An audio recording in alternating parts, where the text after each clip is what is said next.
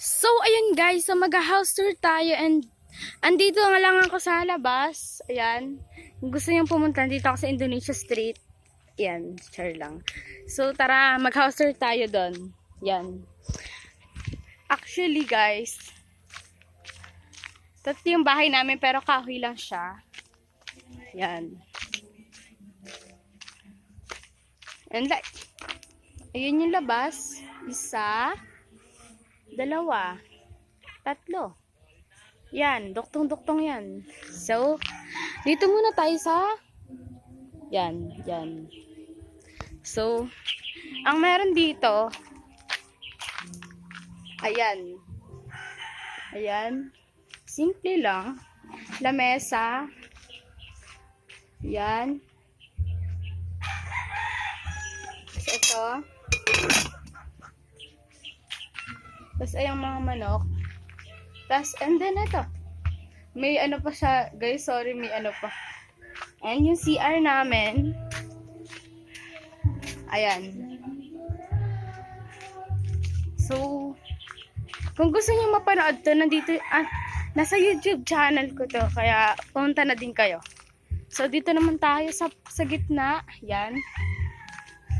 Hagdan pala dito. Yan. Makit lang ako. May pintong harang, tas anding loob. Guys, yung kabilang bahay, ayan, di ba sabi ko sa inyo magkadoktong. Tapos, ayan, yung kaibigan ng kuya ko, natutulog.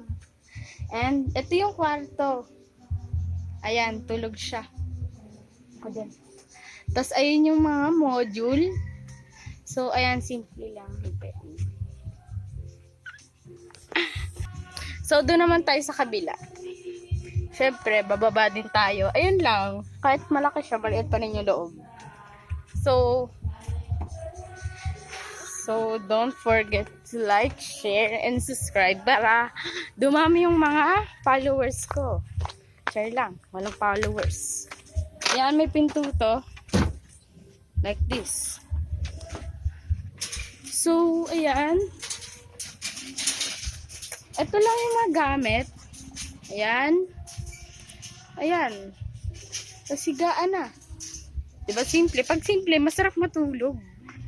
So, patay natin. Malagot ako dyan. So, sarado natin. Yan. So, yung pinost ko nga pala na reno plastic. Etong kahoy na to. Diba? Ginanto. As a babinit. Ginanong ko. Kakatapos ko lang din ng ganun. So, ayun lang. Ito pa pala, meron din dito mga talungan at saka sitawan. Guys, milato-lato. And guys, ang hirap. Like, what the? Ito yung tinapon ko sa reno plastic kanina. Ito guys. Sira pa yung sitaw dito. Teka nga. Teka guys. Pasok tayo guys. Nandito yung sitaw eh. Ito guys. Ayan, sitaw. Marami pa. Tas talong naman. Ayan lang yung tanim namin dito. And para naman, hindi na bumibili sa labas. Ganun kasi. Wala pa ng tao dito kaya napagtripan ko. Oh! Ito. Ayun. Kita nyo naman. Ayan. Yan. Yan pa. Di ata niya kita. So, ayun lang. Kung nasaya. Bye-bye. Pawis na ka. Ay, meron pa pala. Eto guys. Eto yung kwarto ng tita ko. Ayan. Madilim kaya wag na. Tapos may isa pang ano doon. Kwarto. Hindi ko na lang anahin. So guys, malapit kasi dito yung bundok kaya may mga nagtatrabaho. So, ayun lang.